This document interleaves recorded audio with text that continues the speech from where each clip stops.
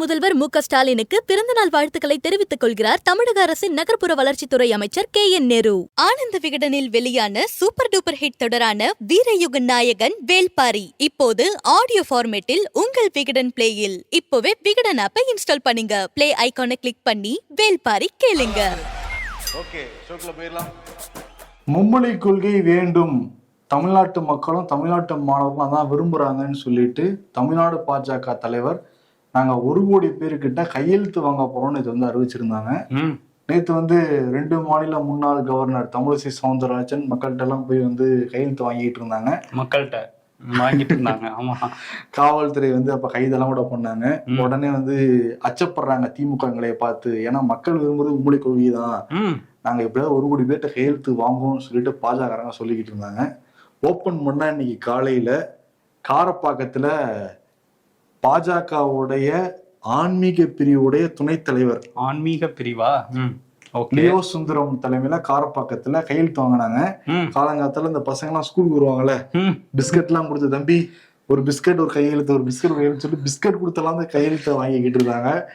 நிறைய மாணவர்கள் எங்களால போட முடியாதுன்ட்டு ஓடுறாங்க. ஒரே ஒரு கையெழுத்துவா ப்ளீஸ்பா அப்படிங்கிறாங்க. மிரட்டுற துணிகளோட சில பேர் வாப்பா கையெழுத்து போடுவா அப்படின்லாம் சொன்னா அந்த காட்சியெல்லாம் பரவலா பகிரப்பட்டுட்டே இருந்தது. ஜம்பாய் எஸ்கேப் ஆயெல்லாம் ஒரு தம்பி ஓடிக்கிட்டு இருந்தாப்புல. இதுல 2 தம்பிங்க டிவிக்கேன்னு வேற கத்திட்டு ஓடினதுனால இன்னும் கடுப்பாயிட்டாங்க பிஜேபி காரங்க. பட் பாருங்க, புள்ள பிடிக்கிற மாதிரி போய் வாங்க பிஸ்கெட்டை கொடுத்துட்டு கையெழுத்து போட்டு போங்கன்னு சொல்ற நிலைமை இருக்கு. நேத்து மக்கள்கிட்ட போய் கேட்டிருப்பாங்கன்னு நினைக்கிறேன். கையெழுத்து வரலன்னு சரி பசங்களுக்கு பிஸ்கெட் கொடுத்துருவோன்ட்டு வந்திருக்கிறாங்க. ஆனா என்னன்னா மாணவர்கள்ட்ட இந்த மாதிரி கையெழுத்து வாங்கலாமா அப்படிங்கிறது ஒரு சர்ச்சை தான். காரணம் என்னன்னா அரசியல் காரணங்களுக்காக 18 வயசு கீழே இருக்கும்போது பயன்படுத்தக்கூடாதுங்கிற சட்டமே இருக்கு. தேர்தல் ஆணையம் கூட சொல்லியிருக்காங்கல்ல ஸ்ட்ரிக்டா. அண்ணாமலை வேற அடிக்கடி சொல்லுவார் இதை, மாணவர்களை பயன்படுத்தவே கூடாதுன்னு. இப்ப பாஜகங்களே பயன்படுத்திருக்காங்க. அதான் பள்ளி கல்வித்துறை அமைச்சர் அன்பில் மகேஷ் பொய்யாமொழி என்ன சொல்றாருன்னா, மாணவர்களை பயன்படுத்தவே கூடாது, அவங்க த்ரெட்டன் பண்றாங்க, கண்டனம் தெரிவிக்கிறேன்னு சொல்லியிருக்காங்க. ஆனா இப்ப சென்னையில ஆரம்பிச்சிருக்கு, எல்லா மாவட்டங்களையும் இது பரவும் நினைக்கிறேன். ஸ்கூல் போற பசங்க ரொம்ப பத்திரமா போயிட்டு வரணும். ஆமா, இடையில பிஸ்கெட் கொடுக்குறேன் சாக்லேட் கொடுக்குறேன்னு நிறுத்துவாங்க, அதெல்லாம் பாத்துக்குங்க. இன்னொரு பக்கம் என்னன்னா, இவர் 1 லட்சம் கையெழுத்தை தாண்டிருச்சான் அந்த ஆன்லைன்ல வாங்குறது. அது எங்க தாண்டிச்சுன்னு தெரியல, யூபியா பீகாரான்னு தெரியல. ரொம்ப கம்மியா இருக்கேப்பா. டிஜிட்டல் கையெழுத்து நேரம் போட்டிருக்கலாம்ல. ஆமா, போட்டிருக்கணும். எவ்வளவு தூரம் 1 லட்சங்கிறது கம்மியா தான் இருக்கு எனக்கு பாக்குறப்ப. தாண்டிருச்சு இப்பவே அப்படின்லாம் நேத்து பெருமையா பேசிட்டு இருந்தாங்க. இப்போ இன்னைக்கு நைட்டு 2 லட்சம் 3 லட்சம் தாண்டினாலும் தாண்டிடும் அவங்க சொல்லுவாங்க. ஏன்னா டிஜிட்டல் இந்தியாவுடைய டிஜிட்டல் கட்சி தாண்டாமையா இருப்பாங்க. டிஜிட்டல் கட்சி 5 ரூபா பிஸ்கெட் கொடுத்தா கையெழுத்து வாங்குவாங்க, அந்த நிலைமைக்கு போயிருக்கு. இன்னொரு பக்கம் தமிழிசை நீங்க சொன்னீங்கல்ல, நேத்து போய் போலீஸோட எல்லாம் வாக்குவாதம்லாம் நடந்துச்சு. அவங்க எந்த பக்கம் திரும்பினாலும் போலீஸ் தான் இருந்தாங்க. என்ன இந்த கூட்டத்தை விட்டு வெளியே வர முடியாது போல அப்படிங்கிற நிலைமையில லாக் பண்ணியிருந்தாங்க. இப்போ என்ன சொல்றாரு அமைச்சர் சேகர் பாபுனா, அவரோட அப்பா தமிழிசையோட அப்பா இதெல்லாம் பார்த்தாருன்னா ரொம்ப கஷ்டப்படுவாரு, வருத்தப்படுவாரு இவங்களை நினைச்சு அப்படின்னு சொல்லியிருக்காரு.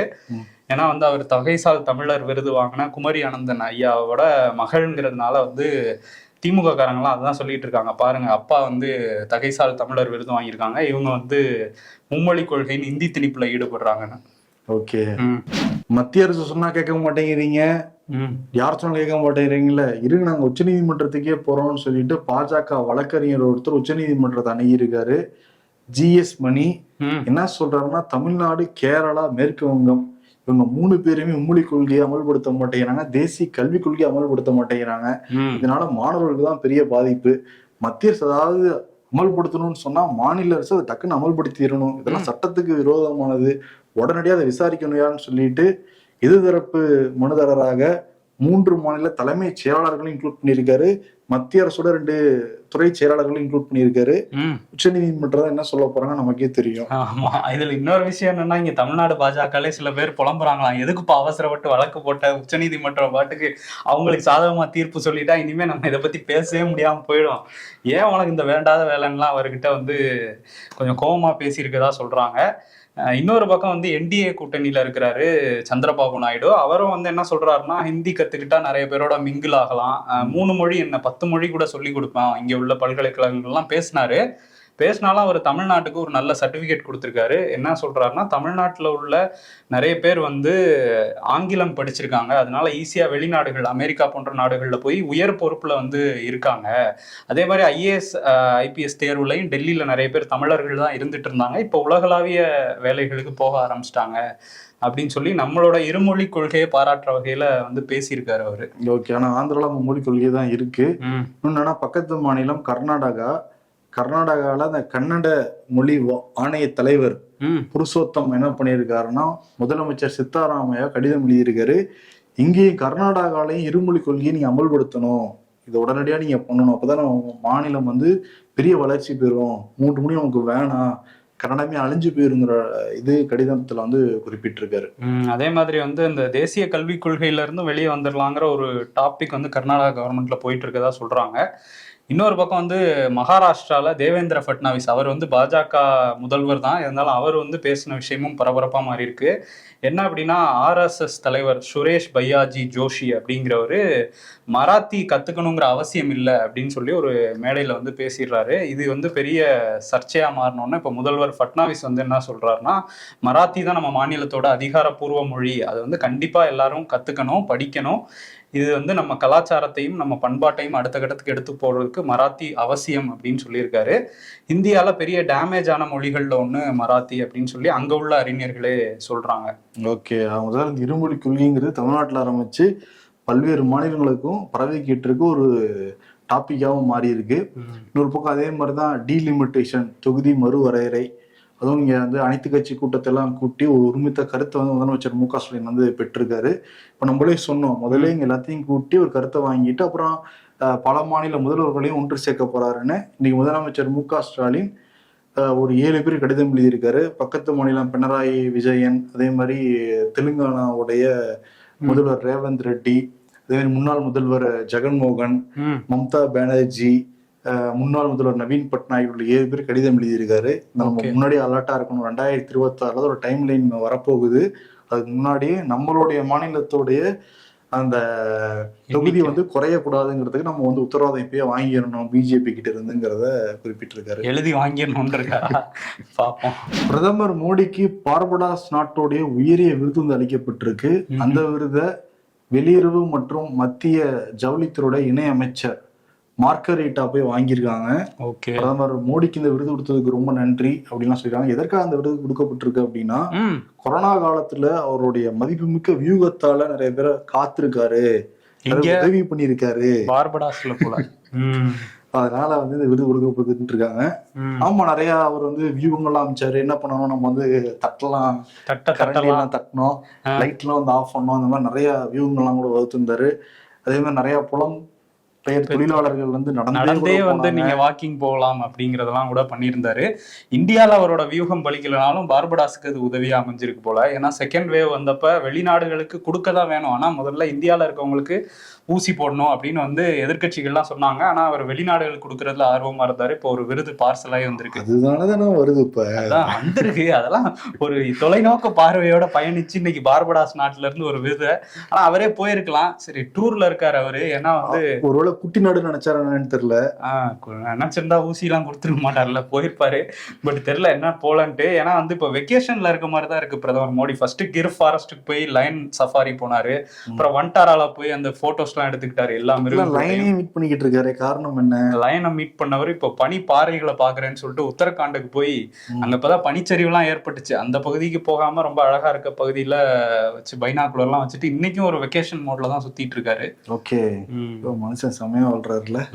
முன்னாடி எல்லாம் 6 வித்தியாசங்கள்னு சொல்லிட்டு புத்தகத்துல வருவோம். ஆமா, ரொம்ப மைன்யூட்டா பார்த்து வந்து 6 வித்தியாசங்கள் வந்து கண்டுபிடிப்பாங்க.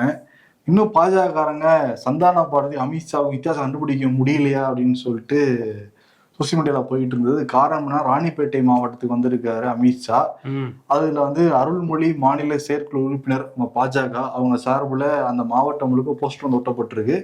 என்ன போஸ்டர் அப்படின்னா, அமித்ஷாவுக்கு பதிலாக சந்தான பாரதியை வச்சு கிரும மனிதரே வருக வருக அப்படிங்கிற மாதிரி போஸ்டர். ஒருவேளை சந்தான பாரதி பிஜேபியில இல்ல என்னன்னா ஆக்சுவலி வெள்ளத்தாடி இருக்கும் அமித்ஷாவுக்கு, சந்தானா பாரதி கருப்பு தாடி. அமித்ஷாவை பார்த்து பார்த்து வளர்ந்த பசங்க இந்த அளவுக்கு அக்கௌண்ட் விடுவாங்கன்னு நமக்கே தோணுச்சு. இல்ல ஒரு சில படத்துல வெள்ளை தாடியும் வச்சிருப்பாருல்ல, அது யங் போட்டோ நினைச்சு கருப்பு தாடி போட்டோவும் போட்டிருக்காங்க அமித்ஷா சின்ன வயசுல அப்படின்னு சொல்லிட்டு.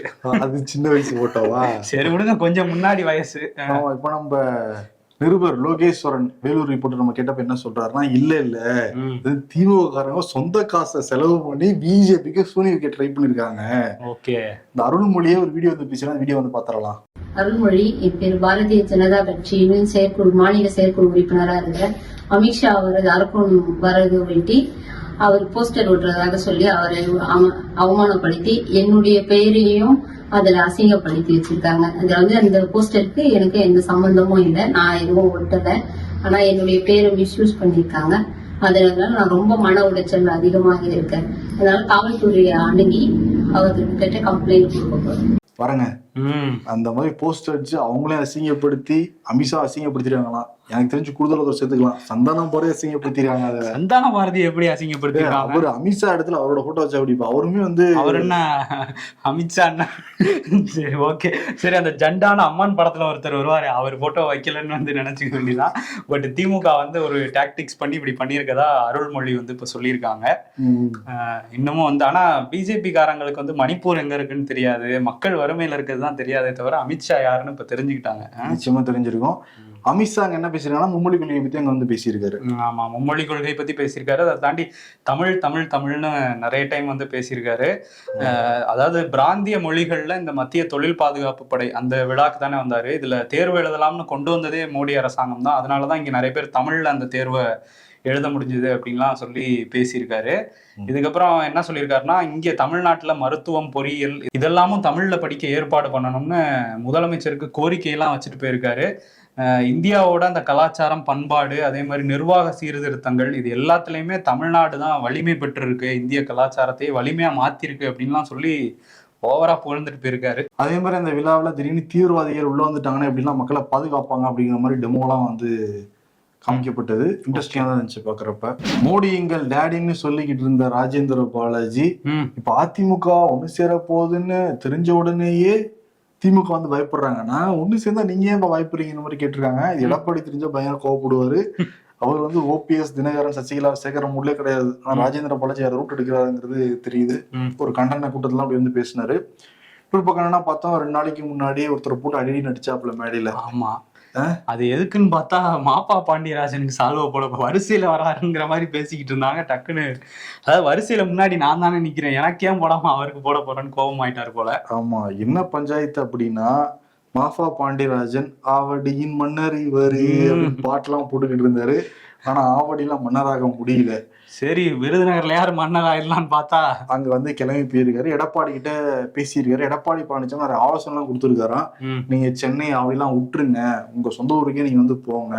இப்ப திமுகல 3 மாவட்டங்களா பிரிச்சிருக்காங்க. ஒவ்வொரு மாவட்டங்களையும் அந்த கட்சி அமைப்பு ரீதியாக அதே மாதிரி அதிமுகவிலையும் மாத்தலாங்கிற ஒரு ஆலோசனை வந்து போய்கிட்டு இருக்கான். இப்போ வந்து விருதுநகருடைய மேற்கு மாவட்ட செயலாளர்னு பாக்குறப்ப ராஜேந்திர பாலாஜி, அதே மாதிரி கிழக்கு மாவட்ட செயலாளர் ரவிச்சந்திரன் கட்சி தலைமை சுடா கேட்டு போயிட்டு இருப்பாரு. அவருக்கு கீழே வந்து ஒரு 3 தொகுதிகள் வருது. ராஜேந்திர பாலாஜி கீழே ஒரு 4 தொகுதிகள் வருது. இப்ப விருதுநகர் மத்திய மாவட்டமா பிரிக்கப்படாத தகவல் வந்துட்டு இருக்கு. அது என்னன்னா, ஒரு வருஷத்துக்கு முன்னாடியே வந்து மாஃபா பாண்டியராஜன் அங்க வந்து சொந்தமா வீடு எல்லாம் கட்டி அங்க வந்து தங்கி இருக்காரு. அங்கெல்லாம் தங்கி கட்சி வேலையெல்லாம் ஆரம்பிச்சு பல வேலைகள் பண்ணிக்கிட்டு இருந்திருக்காரு. ராஜேந்திர பாலாஜி இது பிடிக்கல. ஏன்னா பிரிச்சாங்கன்னா அவருடைய மாவட்டம் தானே வந்து போகும், அவருடைய தொகுதி தானே வந்து போகும். அதனால வந்து எப்பயுமே அவரோட டாமினேஷன் விருதுநகர் இருந்துகிட்டே இருக்கும். யாரையும் அவரை மீறி வளர்ந்துடக்கூடாதுங்கிறதுலயும் ரொம்ப கண்ணு கருத்துமா இருப்பாப்புல. அதே மாதிரி ஏதாவது கட்சி ரீதியா ஒரு ஆர்ப்பாட்டமோ இல்ல போராட்டமோ இல்ல பொதுக்கூட்டமோ இல்ல கூட்டமோ எது போட்டாலுமே மாஃபா பாண்டியராஜன் அழைப்பதிலே கொடுக்க மாட்டாராம், ஒரு பேர் வந்து போட மாட்டாராம். ராஜேந்திர பாலாஜி யார் அடிப்படியா இருப்பாங்களோ, அடி ரெடியா இருப்பாங்களோ அவங்க மட்டும் தான் கூப்பிட்டு வந்து கலந்துக்க வைப்பாராம். இந்த சமயத்துல தான் மாஃபா பாண்டியராஜனும் அந்த முந்தானத்து நடந்த விழாவில் வந்து கலந்துருக்காரு. எப்பயுமே இவருக்கு மட்டும் தான் பொன்னாடா வந்து போத்துவாங்க கட்சிக்காரங்க கூட. மாஃபா பாண்டியராஜன் அவருக்கும் பொன்னாடா போத்ததுல ரொம்ப நர்வஸாவே இருந்தா ராஜேந்திர பாலாஜி. அதனாலதான் அவர் விட்டுட்டு ஒரு நந்தகுமார் தான் பாவம் சிக்கியிருக்காப்ல அந்த இடத்துல வந்து ஒருத்தர். யார் அப்பனும் நினைச்சிருக்காரு நமக்கு புரியுது இப்போதைக்கு. இப்ப இன்னைக்கு ஒரு மேடையில் வந்து பேசுறப்ப யாரு தெரியுமான்னு எனக்கு தனி வரலாறு இருக்கு தெரியல, நான் தான் பொல்லாதவன் தொலைச்சிடுவேன் பாத்துக்கோ, படிக்காதவன் பொல்லாதவன் ரஜினி படம் எல்லாம் வேற ஆள்கிட்ட வச்சுவேன், ஆனா சிபிஐக்கே பயப்படாதவன் இவரு பயப்படலையா. அப்புறே தப்பிச்சு தமிழ்நாடு போலீஸுக்கே தப்பிச்சு ஓடிக்கிட்டு இருந்தாப்ல. தப்பிச்சு ஓடி வேலுமணி வந்தப்ப சொன்னாப்ல, வேலுமணி தான் எனக்கு கார்லாம் கூட அனுப்பி காப்பாத்தினாருலாம் சொல்லி போட்டு விட்டாரு. சொன்னார் இல்ல மேடையிலே சொல்லி விட்டீங்களே அப்படிங்கிற மாதிரி. இப்ப என்னன்னா அந்த மாவட்டங்க விருதுநகர் மாவட்டத்தை 3ஆ பிரிக்க போறாங்க.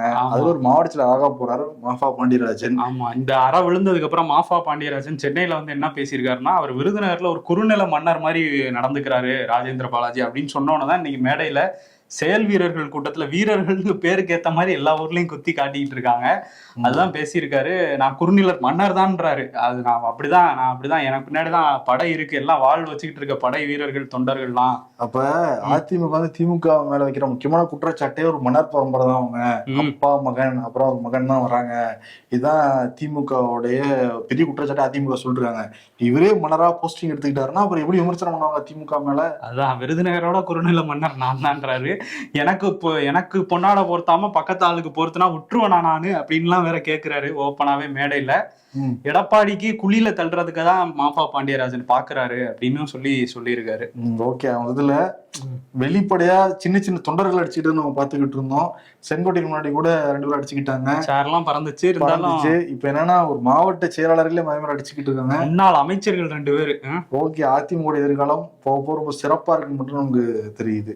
எடப்பாடியோடைய முன்னாள் பாதுகாப்பு அதிகாரிக்கு சம்மன் அனுப்பியிருக்காங்க காவல்துறை. எதற்காகனா அந்த கொடநாட கொலை வழக்கு நேரில் வந்து ஆஜராகி விளக்கம் சொல்லணும்னு சொல்லியிருக்காங்க. ஓகே, அதே மாதிரி இன்னொரு பக்கம் அந்த கையெழுத்து பிஸ்கெட் கொடுத்து கையெழுத்து வாங்கினாங்கல்ல குழந்தைங்கள்கிட்ட, இவர்கிட்ட என்ன கொடுத்தாங்கன்னு தெரியல. அதிமுக முன்னாள் எம்எல்ஏ விஜயகுமார் வந்து கையெழுத்து போட்டிருக்காரு. திருவள்ளூர் மாவட்டத்தை சேர்ந்தவர். நான் மும்மொழி கொள்கையை ஆதரிக்கிறேன்னு சொல்லிட்டு கையெழுத்து போட எடப்பாடி பயங்கர டென்ஷன் ஆகி ஆஹா இது சரிப்பட்டு வராருன்னு அவரை கட்சியை விட்டு நீக்கிட்டாரு. இப்ப விஜயகுமார் என்ன சொல்றாருன்னா, என்னைய வந்து ரொம்ப வற்புறுத்தி தான் கேட்டாங்க, அதனால வந்து நான் கையெழுத்து போட்டேன், நேரடியா பொதுச் செயலாளர் சந்திச்சு நான் விளக்கம் கொடுப்பேன் அப்படின்ட்டு இருக்காரு. ஆனா அந்த காட்சியை போக்குறப்ப வலுக்கட்டாயப்படுத்துற மாதிரி தெரியவே இல்லை. கார்ல வச்சு ரொம்ப சந்தோஷமா கையெழுத்து வர மாதிரி விஜய். கூட்டணி அமைஞ்சிரும் நம்பினாரோ என்னமோ தெரியல. 2021 திமுக ஆட்சிக்கு வந்ததுக்கு பிறகு ஒவ்வொரு வருஷமும் கலைஞர் எழுதுகோள் விருது வந்து கொடுக்குறாங்க. 5 லட்சம் ரூபா ரொக்கமும் சான்றிதழ் வந்து கொடுப்பாங்க. இந்த வருஷம் வந்து நக்கீரன் கோபாலுக்கும் சுகிதா சாரங்கராஜ் அவங்க 2 பேருக்கும் வந்து கொடுத்துருக்காங்க. ஓகே, இன்னொரு பக்கம் வந்து தமிழக வெற்றி கழகம் அவங்க சார்பில் அந்த நோன்பு திறப்பு நிகழ்வு வந்து இன்னைக்கு ராயப்பேட்டாவில் உள்ள அந்த ஒய்எம்சி அரங்கத்தில் வந்து நடக்குது. ஒரு 3000 நிர்வாகிகளை தமிழ்நாடு ஃபுல்லாக இருந்து கூட்டிகிட்டு வந்திருக்காங்களாம். இன்னைக்கு வந்து விஜயும் அந்த விழாவில் கலந்துக்கிறாரு. நம்ம பேசிகிட்டு இருக்கும்போது அந்த விருந்து நிகழ்ச்சி வந்து நடந்துட்டு இருக்கும். ஹமாஸ் ஏகப்பட்ட பேரை பிணைக்கைதியெல்லாம் பிடிச்சு வச்சிருந்தாங்க, மெல்ல மெல்ல விடுவிச்சுட்டு இருக்காங்க. அந்த விடுவிச்ச ஒரு 8 பேரை ட்ரம்ப் வந்து சந்திச்சிருக்காரு. சந்திச்சு அங்க எப்படிலாம் இருந்துச்சு, எப்படிலாம் நீங்க பாதிக்கப்படி எல்லாத்தையும் கேட்டிருக்காரு ட்ரம்ப். இப்ப ஹமாஸுக்கு வந்து இறுதி எச்சரிக்கை வந்து கொடுத்துருக்காரு. இன்னும் இந்த பிணை கைதிகளை நீங்க விடுவிக்கலைன்னா ஒட்டுமொத்த ஹமாஸ் அமைப்பையும் நான் வந்து அழிச்சிடுவேன், விடுவிங்கன்னு உத்தரவு போட்டுருக்காங்க. ஆனா ஹமாஸ் அமைப்பு என்ன சொல்றாங்கன்னா, இஸ்ரேல் வந்து இந்த நிரந்தரமான ஒரு போர் நிறுத்தத்துக்கு உடன்படணும், அப்படி இல்லாட்டி இருக்கிற 24 பிணை கைதிகளை நாங்க விட மாட்டோம்னு இருக்காங்க. இப்ப 24 பிணை கைதிகளை வச்சு அடுத்த கட்ட ஒரு பிரச்சனை இருக்கு. ஆமா, பேச்சுவார்த்தை நடத்தணும். ஆனா வந்து ட்ரம்ப் ஒரு சைடு ஸ்டாண்ட் எடுக்கிறாராங்கிற கேள்வியும் வருது. இன்னொரு பக்கம் வந்து ட்ரம்ப் வந்து ஜஸ்டின் ட்ரூடோவுக்கு கால் பண்ணி பேசியிருக்காரு. அவர் தான் கூப்பிட்டாராமா ட்ரூடோ. எதுக்காக கூப்பிட்டாருன்னா, அந்த டேரிஃப்ஸ் எல்லாம் போட்டிருக்காங்கல்ல, அதெல்லாம் குறைச்சிக்குங்கிற மாதிரி கேட்டிருக்காரு போல. அதுக்கு ட்ரம்ப் என்ன சொல்லியிருக்காருன்னா, அந்த ஃபென்டனைல்ங்கிற போதைப் பொருள் வந்து உங்க மெக்சிகோ வழியாகவும் கனடா வழியாகவும் தான் உள்ள வந்திருக்கு. நீங்க வந்து எல்லையை பாதுகாப்பா வச்சிருந்தீங்கன்னா இங்க நிறைய பேர் உயிரிழந்திருக்கவே மாட்டாங்க. அந்த போதைப் பொருளை பயன்படுத்தி நிறைய உயிர்கள் பழி போயிருக்கு. அதனால வந்து அது காரணமே நீங்க தாங்கிற மாதிரி, அதாவது கனடாவோட இந்த எல்லை பாதுகாப்பு கொள்கை தான் காரணமா இருந்திருக்குன்னு சொல்லி அதெல்லாம் பண்ண முடியாதுன்னு பேசியிருக்காரு. ஆனா வந்து எப்ப தேர்தல்னு கேட்டாராம் கனடால. ஏன்னா நான் வந்து ராஜினாமா பண்றேன்னு அறிவிச்சாரு ஜஸ்டின் ட்ரூடோ. எப்ப தேர்தல்னு கேட்டதுக்கு அவரால் பதிலே சொல்ல முடியல ட்ரூடோவால. இப்பதான் எனக்கு புரியுது, இந்த மாதிரி பிரச்சனையெல்லாம் வச்சு பதவி ராஜினாமா பண்ணிட்டேன்னு சொல்லிட்டு பதவியில இருந்துக்கலாம்னு பாக்குறாரு போல. ட்ரூடோன்லாம் பேசியிருக்காரு ட்ரம்ப் பத்தி பேசிட்டு இருந்தோம். அங்க இருந்து நிறைய சட்டவிரோதமா நிறைய பேர் உள்ள வந்துட்டாங்க அப்படின்னு சொல்லிட்டு வெளியேற்றினாங்க, அன்டாக்குமெண்டட் சிட்டிசன்ஸ்ன்னு சொல்லிட்டு.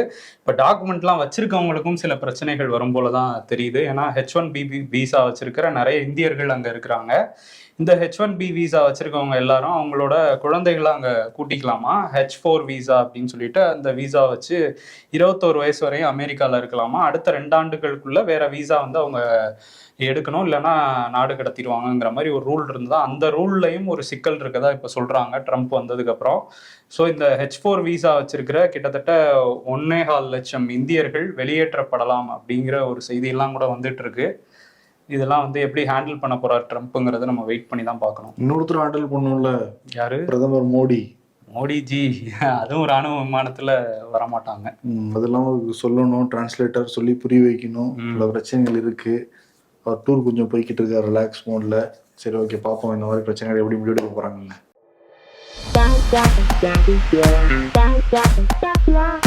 முதலில் தேவைன்னு தோணும், அப்புறம் தேவையான்னு தோணும், அதுக்கப்புறம் தேவையில்லைன்னு தோணும். கிரெடிட் கார்டு தான் அப்படின்னு சொல்றாங்க.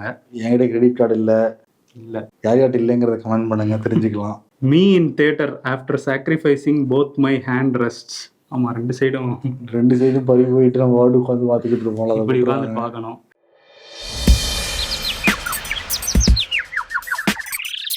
மீ டு மீ, எப்பறம் ஒரு பிரச்சனை முடிஞ்சதும் கவலைப்படுறதுக்குள்ள இன்னொரு பிரச்சனையை ரெடியா வச்சிருக்க. அதெல்லாம் ஒரு கலை. மோடிஜியின் அமெரிக்க பயணம் வெற்றி. இந்தியா மீது வர்த்தக போர், ட்ரம்ப் அதிரடி.